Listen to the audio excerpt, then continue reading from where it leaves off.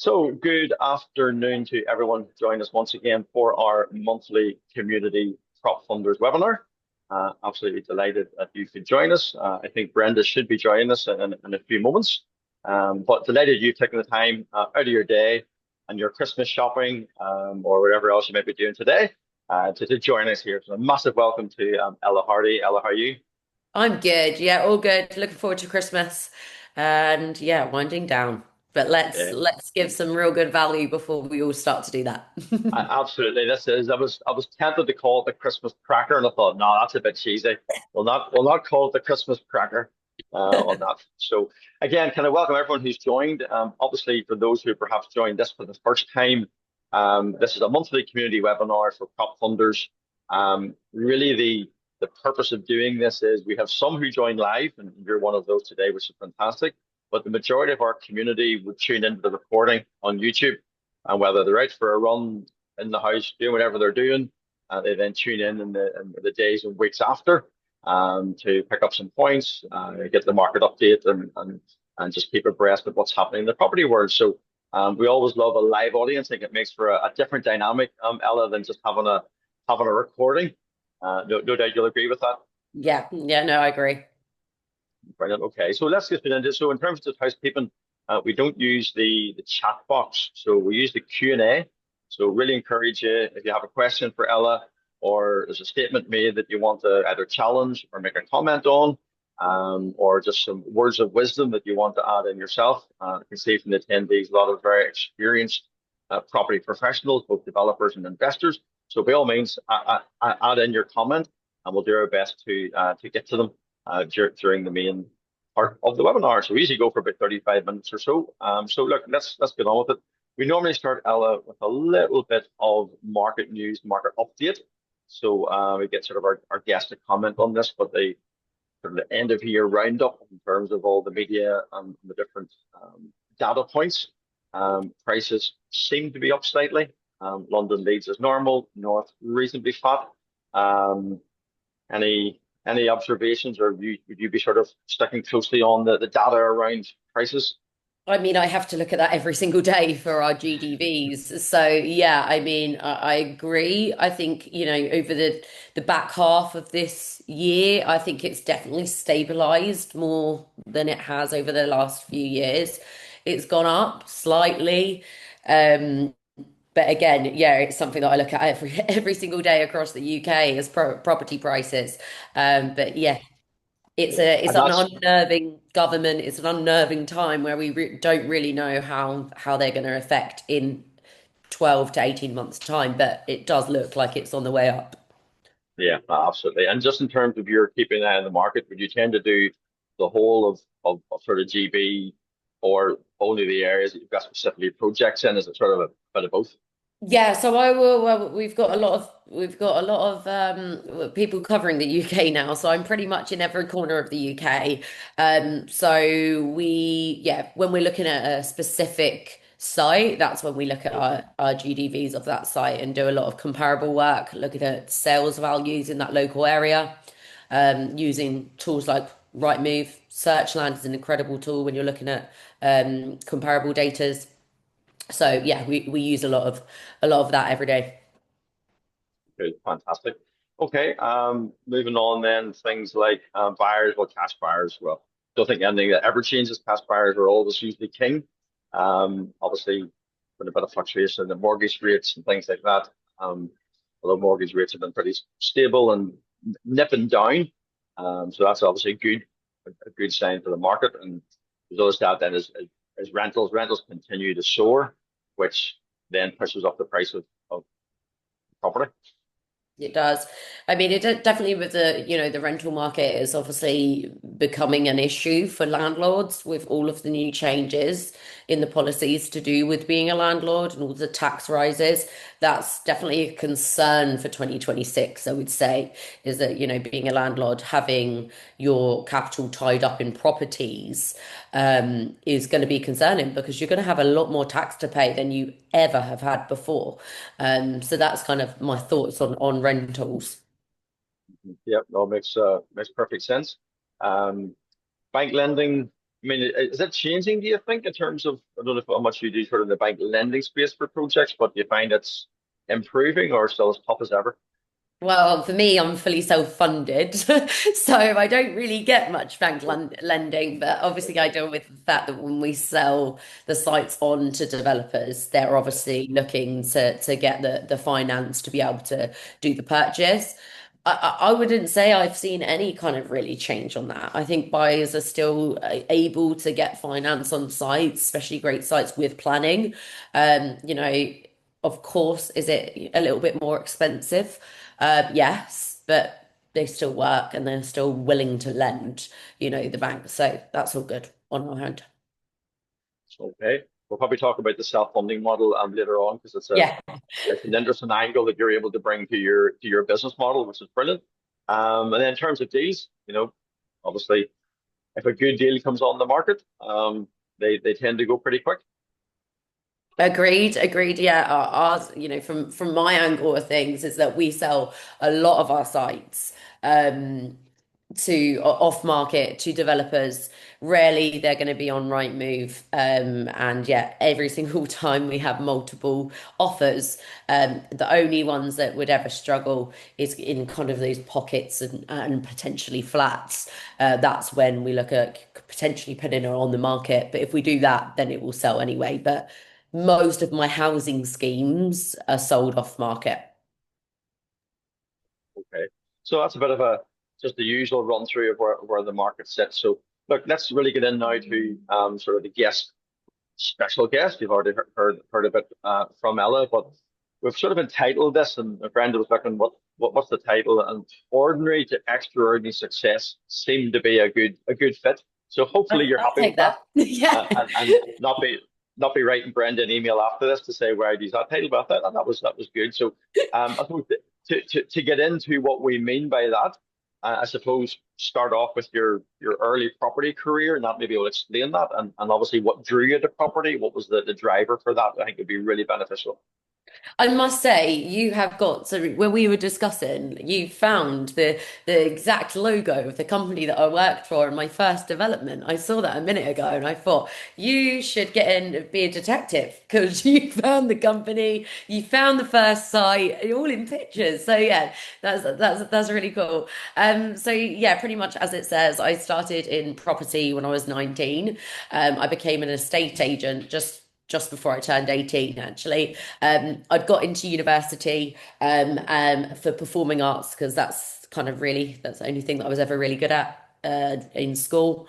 However, I said to my mum I didn't want to go to university, and she said, "Well, if you can find a better job, I'll let you defer your place for a year, and then let's see how you do in that year." And that's when I became an estate agent. And I quickly discovered that property was my thing, and I really loved it. I loved talking to people, I loved meeting new people. And then from the age of 19, I got a job as a professional land buyer for the company that you can see there, Churchgate Premier Homes. And that's really where I learned so much of this strategy because it was a small, family-run business. I was pretty much the main land buyer there for 4 years. And I looked at every single site that they were reviewing and building. So it was just great for me for knowledge. I was just a sponge for those 4 years, just learning all about planning, about selling, securing by options, selling the options on, and also a little bit about development. So, but I really, really loved the idea of planning. And my partner at the time that I also met when I was 19, very young, and I'm still with him now. So, very long time. That I met when I was 19. He was in property, but he was more entrepreneurial. He had a couple of serviced accommodations and buy-to-lets at that time. He was 20, I want to say he was 27, 26, 27. And yeah, so he had a couple of property deals under his belt, and he said to me what I was doing. He was like, I don't think anybody else is offering kind of or knows about this strategy of what you're doing. I've been through the training education world with property, and I don't think there's anybody out there doing what you're doing.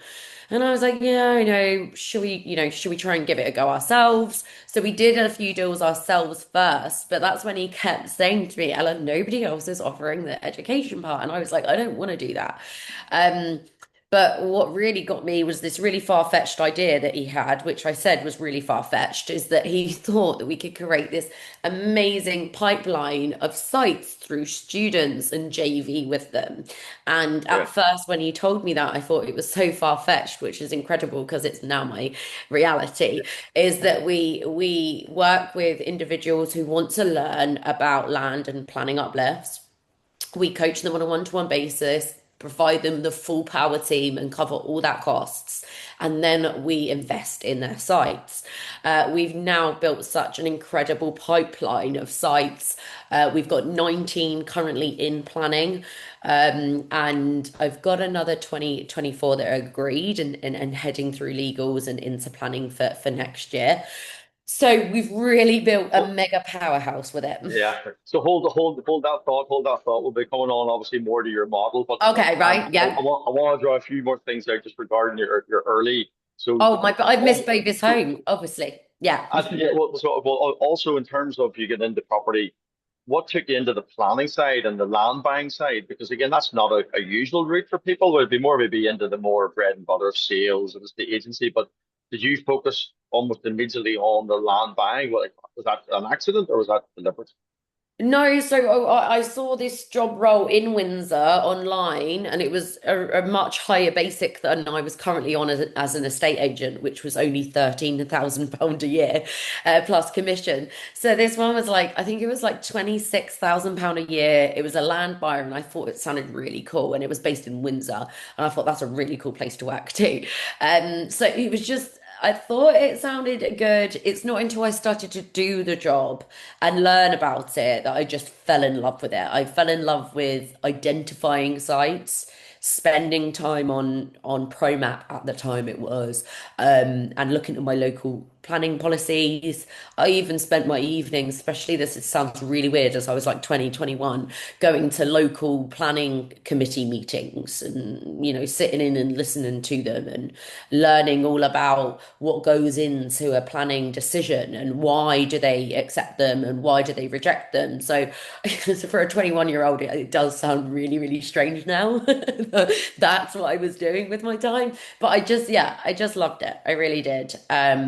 And yeah, that's kind of why I started.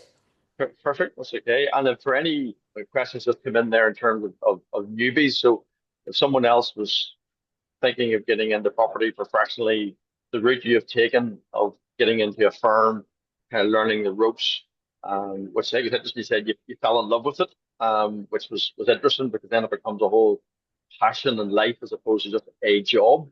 Mm, Is that a good route for somebody to do? Do you think who maybe has aspirations to have their own business, yeah. but do they need to learn the ropes first?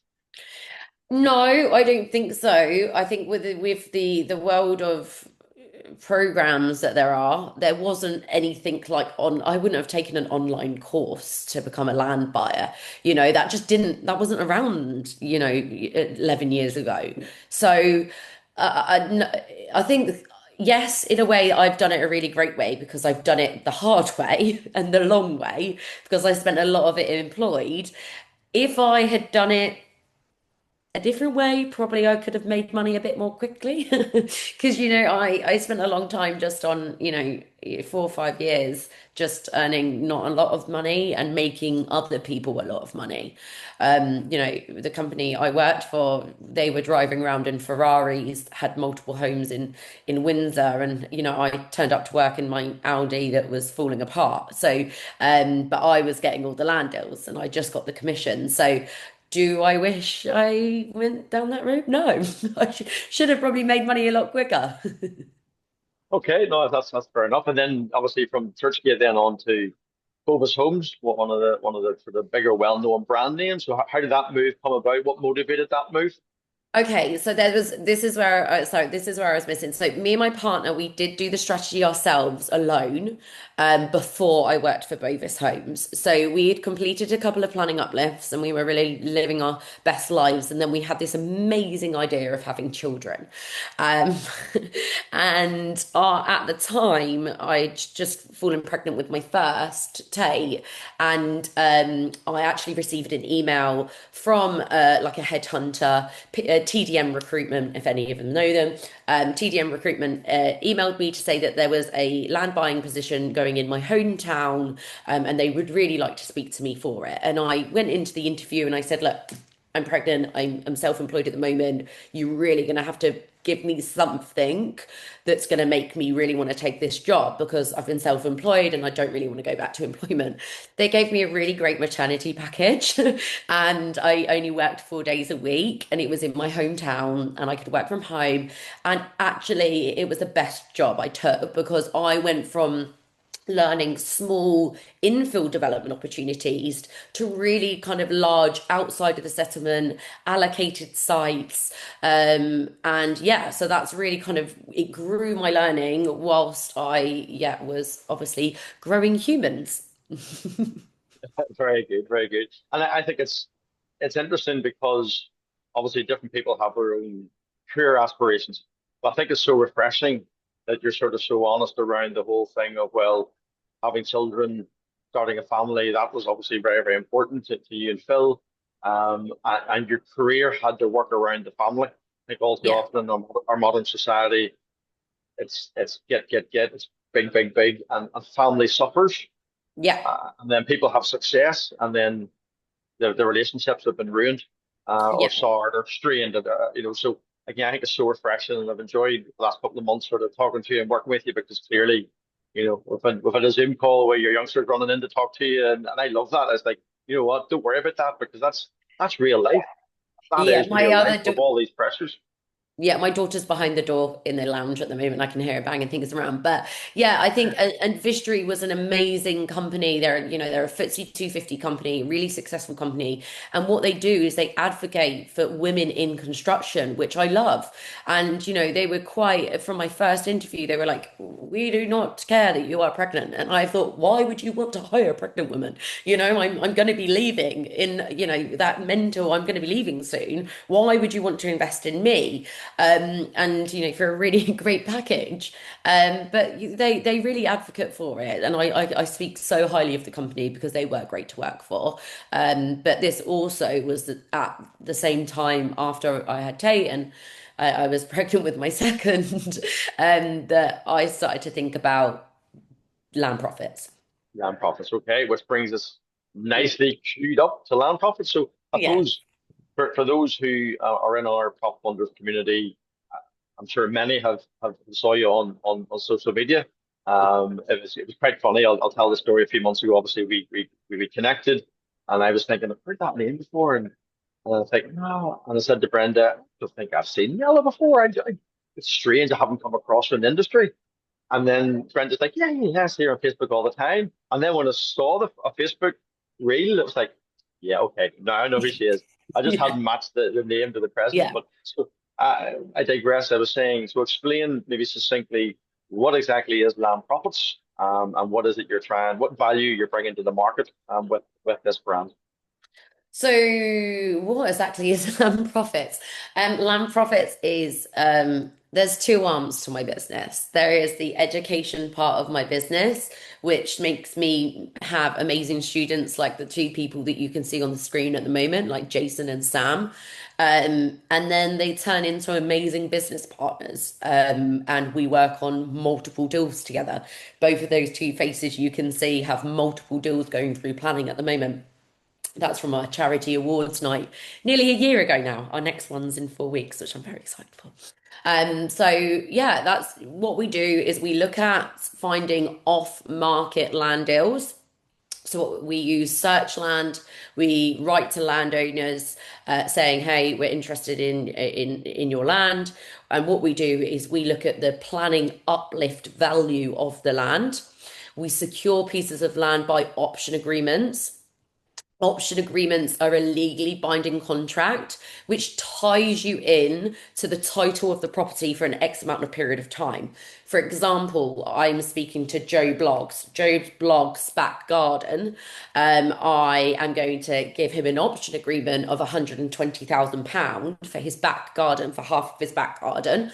And I'm going to say to him, I'm going to give you that £120,000 in 12 months' time once I've got planning. And what I do in that 12 months is go away, instruct my planning consultants and architects, and we get a granted application. And whilst the planning's going through, we line up a buyer, our developer, who's going to build the site, for when planning is granted. And what we do is called a simultaneous exchange, and we technically sell the land to the developer, but we use the developer's money to pay the landowner and we take the profit in between. So it's a very clever transaction, and I learned it from working with the company that I first worked with. I thought it was very, very clever and really stuck with me forever. And that's where it kind of came from, and it's made us very successful. Then Them too. alongside that, yeah, absolutely. And then alongside that, then is the education side. So what, again, was there something within you? I know Phil had sort of said to you, like, you're quite unique, what you do, your model. Um, were you inspired by being able to educate people and helping them? What Yeah. was the driver behind that?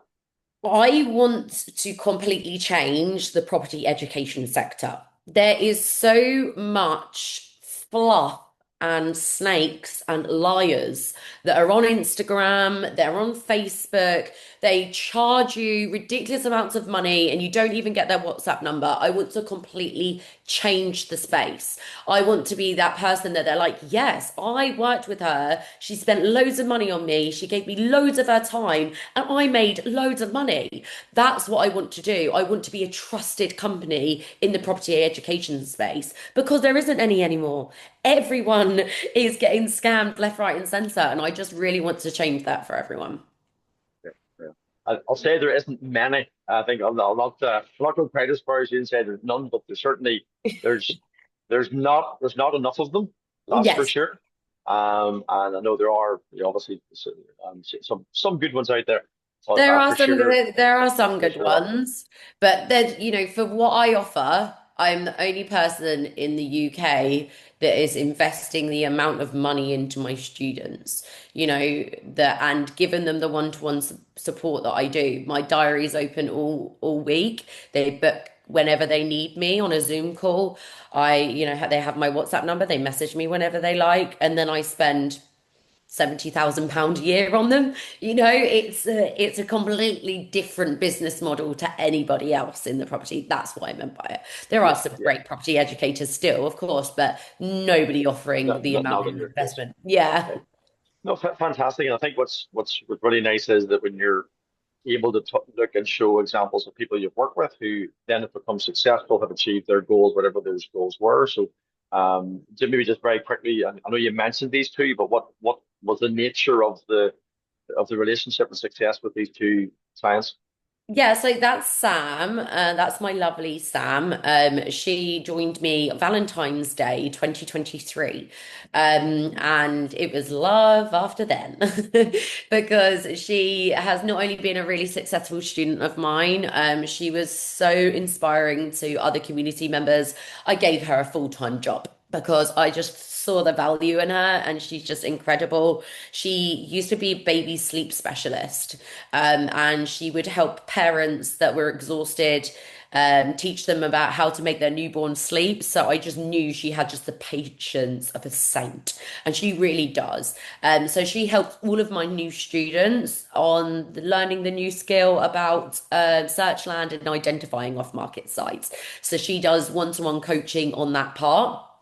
And I also kind of do the one-to-one coaching on where they should be, but Sam's the lady that they speak to when they're kind of just learning the new skill. But she also is a very successful student. Her first deal made £120,000. She's just agreed a site of 50 units. We've got also working on another one in the background. And then the gentleman to her left is Jason. Jason is one half of Harrison Spratt Developments. His business partner Lloyd is an architect. Jason is a builder from by trade, and he owns a development company, building company. And they really wanted to be able to grow their pipeline by using my investment. So that's what they have been able to do. They've built a 2.1 million pound pipeline of sites that are in planning for profit.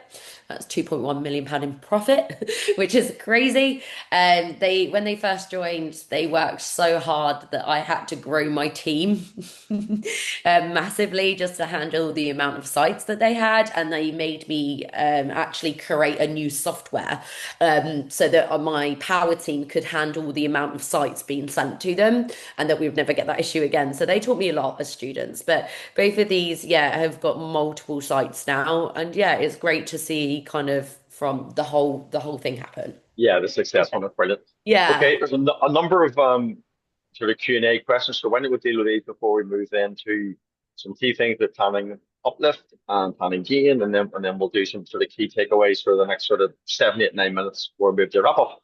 Okay. One question came in regarding which the obvious question you probably alluded to it a little bit regarding maternity leave, etc. But did you find it harder to get on and progress and be successful as a female in property, or was it just hard work? You obviously brought that success for you. I mean, there's two parts to this. Being a woman in land is so much better than being a bloke. Oh my God, so much better than being a bloke. I would win all of the land deals over my male co-workers. I just, I think when I went to site, the men wouldn't feel threatened by some bloke stood there in a suit and think, well, you're trying to buy my land, and it gets their feathers ruffled. And I think when I went in there and I'm a friendly girl and I'm like trying to help them, and I just felt like I always came across better. And so that was really great. I felt like being a woman in land was better than being a bloke. Is it still a male's world? Of course. I think I was kind of the only land buyer on most of the teams. However, until I went to Vistry and we were a full woman team. So that was lovely. But yes, is it more difficult when you decide to have children and try and juggle it on? Yeah, you're still mum at the end of the day, and you've got to juggle it all, and mum guilt and working too hard, it all catches up with you. But so it is it difficult being a woman in a space? Yes and no. Is it difficult being a mum in any space? Yeah. Like, of course, but I That's wouldn't a say great, yeah, that's a great answer. yeah. Okay, sort of relatively quick, sort of one sentence answers on these. What is Okay. your planning success rate? 100%, but I'm nervous of that. I'm very nervous of that. I don't want to jinx it. Okay, that sounds good. I've got Um, 19 in. so do you have a team of professionals that you will work with all the time? I guess we're Yes. probably talking about employees, so maybe external professionals as well. So yeah, I've got the foot. I use Matt Bell at Clifton Ingram for all my legal work. He was the solicitor that acted for the first development company that I ever worked for. When I set up Land Profits, I did use another solicitor. They was nowhere near as good, so I had to track him down because he'd moved firms, and I will never use another solicitor because he's amazing. And yes, I have a full power team of planning consultants and architects. I've got the Adam Wilson at Wilson Architects and Planners manages them all, and there is a lot of them below him. Right, fantastic. Um, it's saying here cash investment, how much money up front? So I suppose kind of think of a typical deal, and you were talking earlier about being self-funded, which is what you tended to do. Although you do work with private investors as well, we should make that clear. You do absolutely JV with people, but you at least had the ability initially to be self-funded, which let hmm you prove the concept, which I think put you in a much better negotiating position and in a stronger track record position with investors. If you weren't looking to test your model, or they weren't the guinea pigs for you. You literally did it yourself with your own money. But how much cash does somebody need to start getting into planning uplift and option agreements? So, my biggest advice is that you never want to do a cheap application. The cheaper your application, the less information you're giving the council, the more likely it is going to be going to be accepted, not rejected. If you're just doing it cheaply and you give a really quick design and access statement and submit a drawing, don't expect to get a planning granted or planning approval. So I would say is realistically for something small up to kind of 5 units, you want to be thinking £50,000 investment for planning, but you should be seeing at least a £150,000 return, that profit. So you should have £150,000 profit, 100 grand return. Okay, sounds good. Right, so let's just run through a little bit of this. I think this is again in terms of the education, and people probably hear about planning, they're aware of it, they see something online. But why planning uplift?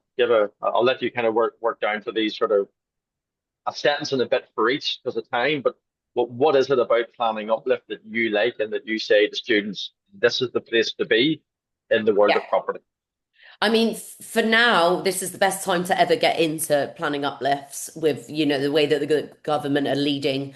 They are pushing for so many homes to be built. They are needing to give a lot of land away for planning, releasing green belt, extending settlement boundaries. A lot of them are not hitting their supply that they're needing to prove. So therefore, we can go outside of the settlement boundaries.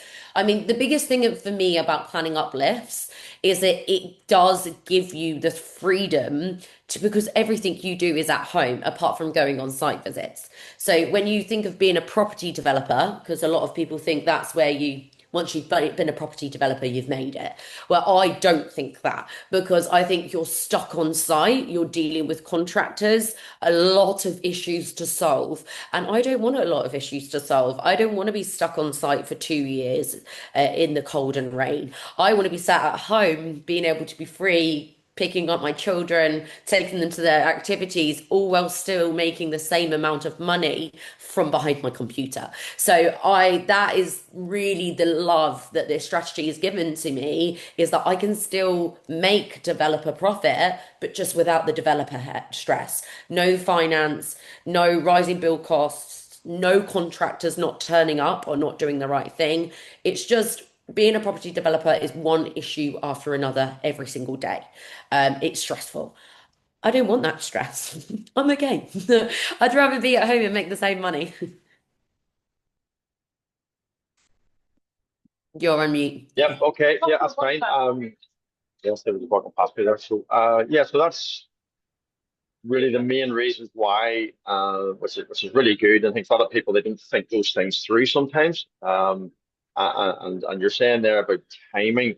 Is that? I know you've mentioned some of the factors in that, but um, is it ultimately that you don't have to put as much money into the deal if you Yeah. can go and do an option agreement, and the fact that technology has got us to a point where you can actually go researching and looking for and identifying land? Is that a number of Yeah. different things that kind of aligned to mean that this is actually a very attractive way of making money? It is. I think, looking at it, the fact that you can build a pipeline and take on multiple sites per year, you're not stuck on one site, that's the beauty of it, is that you can allocate money to multiple deals and different locations across the UK and, just sit back and wait for the planning to be granted. Because your team take over the planning applications, it's not needed for you to do a lot of work once you've agreed the deals. Perfect. Okay, so moving on then to key takeaways. So sort of a bit of a wrap up here. What what are your key takeaways? You would say what you've learned in your journey, your selection of your um, your career choice, but then starting your own business and all that goes with that. Just I've fired some up there, but you feel free to emphasize the ones that you feel you want to emphasize. Okay, key takeaways. Flexibility is vital. Planning journeys really go as expected. Yeah, I mean, that's why I always say having the pipeline of multiple sites. Planning is a really educated risk Obviously, every planning application is a risk, but with the power team and the right power team, especially my power team, I really do believe in them. Like I said, we've got a 100% track record at the moment, and I hopefully that doesn't change.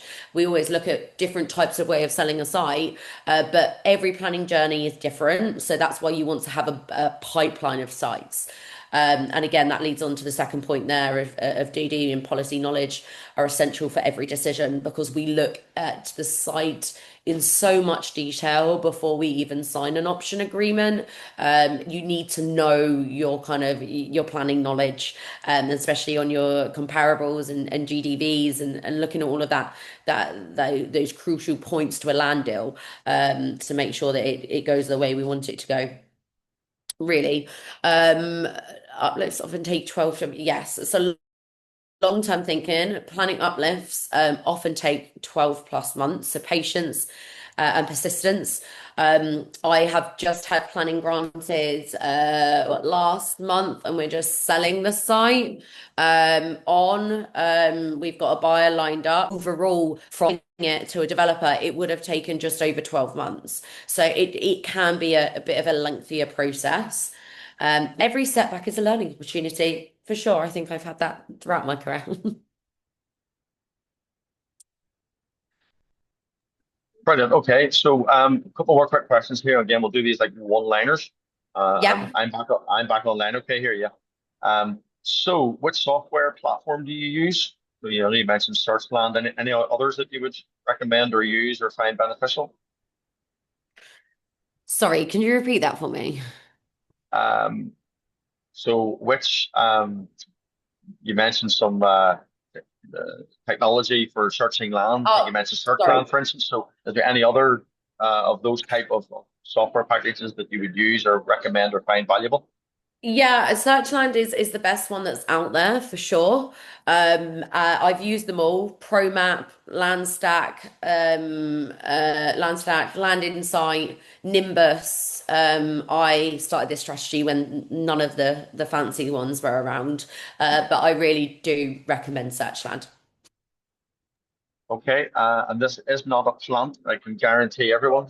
My regular attendees know I don't do this, but can anyone do this from scratch, or do you need some knowledge, contacts, and a team, which I guess lends itself to the membership of your. Well, they suppose you can do it on their own, but there's an advantage of being a member of a group Yeah. of people that are synergistic.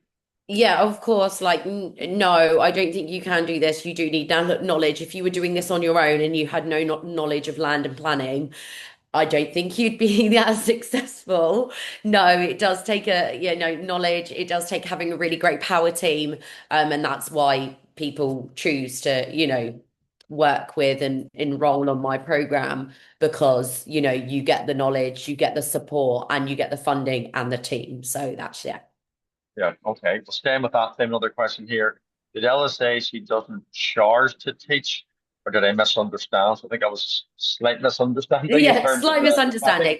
But yeah, there was a reference to the fact that you obviously spend a lot of time with your students. But maybe if you want to even just quickly speak to what your packages are like or what your consultancy looks like.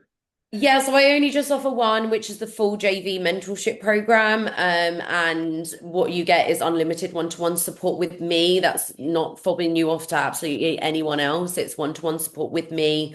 And then you get two additional coaches if you would need them and like to speak to them.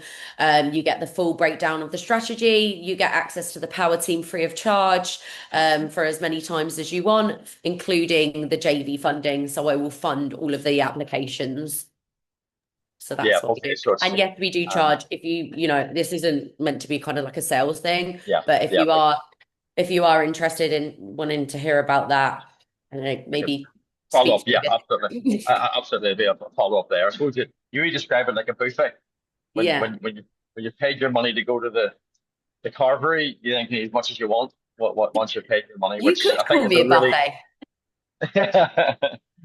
Never thought of it that very way. bit misquoted, but yeah, because the concept being you can keep it. That's I think where you are different. I don't think there's I'm an very all many you can people in this eat. space do that. I'm an all you can As eat much of that buffet. as you want. Exactly, exactly. So sewage waste is becoming a major issue for a lot of councils and planners and developers. Um, is there any way of overcoming that, or how would you address that if that is an issue in a particular council area? I know of some areas where it may be an issue, and obviously better drainage infrastructure would just need to be added into that town. I haven't had any major drainage issues on any of my sites recently. I have heard of people telling me, oh, I've got a drainage issue, of a waste issue in our area.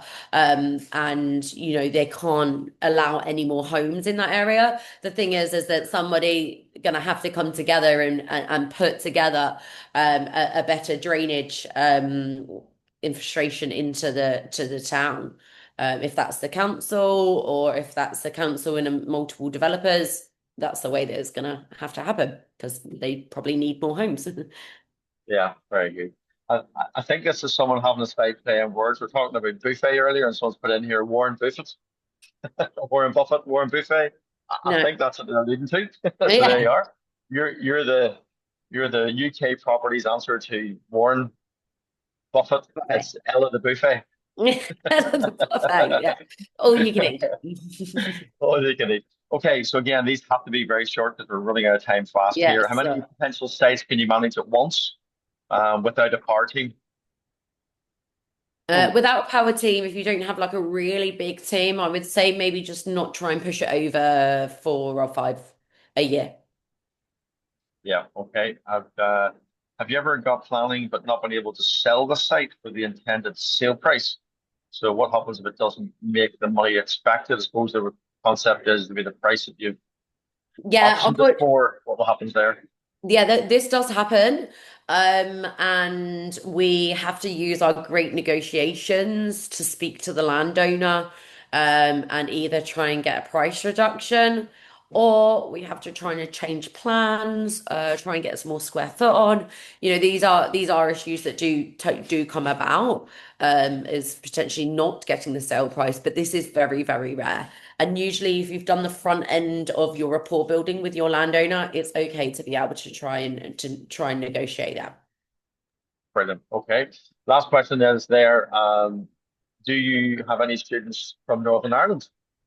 We've actually I got a few attendees on the call today from Yes. Northern Ireland. Yeah, so I have had a lot of inquiries. My only thing is that Searchland doesn't work in Northern Ireland. You have to use spatial NI, which is slightly a bit different, so it doesn't like overlap, but it does really help. And you can still do you can do the strategy, yes. You just can't get access to Searchland. That's the only difference. Remind me next time we speak, Ella, to update you. I'm involved in the periphery of a couple of guys who are developing a land search tool for Northern Ireland. Oh, brilliant. Yeah, I want that. So that would be very interesting. So yeah, remind me. That's a very good question. And I know the person who asked that question. I meet them from time to time at a networking event in Northern Ireland. And if they Okay. were there at the last event, they would have heard that thing talked about. So anyway, right, we need to wrap up here. So listen, I'm going to give you a 30 seconds at the end, but just let me very quickly. For those that aren't aware, we of course have our property funding podcast. Ella is going to be a guest at some point in the new year, deep diving even more into her journey. But if you haven't already, jump on there. A bunch of great people. We've got the youngest female property developer in the UK is there, along with a whole bunch of others. So the latest one was um, Angus Griffin, ex-FCA enforcement officer. A brilliant podcast. So get on there and have a look there if you haven't already on YouTube, on Spotify, the Property Funding Podcast. Again, what we're all about with PropFundrs is saving developers and investors time and money by structuring, sourcing, and simplifying property funding. So if anyone does want a conversation around that or want to refer over to Ella and her team, yeah, just reach out. There's a free bit.ly link. Give you half an hour with a chat, and that is definitely free. That's just an initial chat, and if we can be of help and steer you the right direction, then we'll be absolutely delighted to do that. So that just really leads me to wish everyone a massive, massive Merry Christmas and Happy Christmas New Year from Brenda and Paul and the rest of the Pop Funders team. Great to have another year under us. But Ella, I'll leave you with the final sort of 30 seconds before I wrap up. Hopefully you've Yeah, enjoyed your no, time on the community webinar. yeah, thank you for having me on here. I think the kind of really the main reason why I have come on here is that we are kind of looking to grow land profits further and take on some larger opportunities. So thank you very much for having me on, hearing my journey, and yeah, Merry Christmas and a Happy New Year. Exactly, and we intend to be working sort of closely together, PropFundrs and Land Profits for the new year. So we're actually meeting in London tomorrow for We a are. face-to-face strategy session, which is going to be really good. I'm looking forward to that. So listen, thanks everyone again for joining. I really appreciate that. Have a fantastic Christmas and New Year, whatever other holidays you're going to enjoy. Spend time with the family, focus on what's important in life, and we will see you all again in the new year. So thanks, Ella. Appreciate that. Bye, Bye, everyone. guys. Bye bye. Bye bye. Bye.